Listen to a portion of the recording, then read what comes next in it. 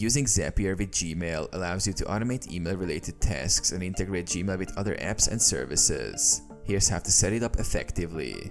Create a Zap. Log into Zapier and click on Make a Zap to start creating a new automation. Choose Gmail as the trigger app. Select Gmail from the list of available apps as your trigger app. You will need to connect your Gmail account to Zapier and grant necessary permissions. Set up trigger events. Choose a trigger event such as new email received, new email matching search criteria, or email labeled in Gmail. Zapier will monitor these events to initiate your automation. Connect Action App.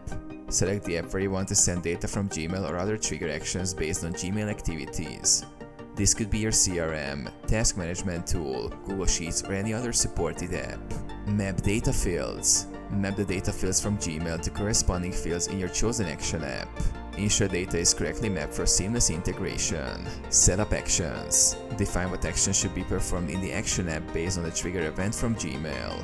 This could include creating tasks, updating records, sending notifications, or generating reports. Test and activate your Zap. Test your Zap to ensure it works correctly. Once satisfied, activate your Zap to start automating tasks based on activities from your Gmail account.